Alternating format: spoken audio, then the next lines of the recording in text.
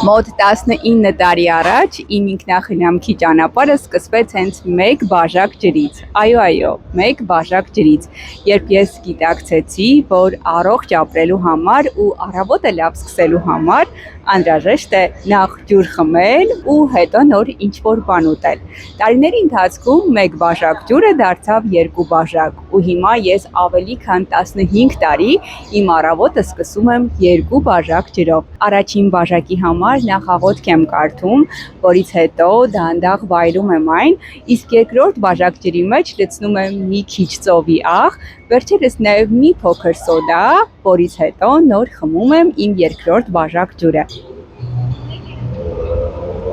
Ինչպես ասում են, ջուրը կյանք է, ու երբ առավոտը սկսում ես ջրով, կարծես թե կյանքին ասում ես այո, ու այդ առավոտը սկսում ես շատ ավելի պարզ ու զուլալ կետից։ Մեկնաբանության հատվածում անպայման գրեք, թե ինչից եք դուք սկսում ձեր առավոտը, ու եթե ջրից եք սկսում, ապա քանի բաժակ ջրից։ Իսկ ես հաջորդ թիվ կպատմեմ, թե ինչու եմ առաջին ջուրը խմում աղոթք կարդալուց հետո, իսկ երկրորդը մի քիչ ծովի աղով ու սոդայով։ Առողջ ապրելը ինքնախնամք է, խաղաղ ապրելը բարեկեցություն, միտքդ բաց պահիր,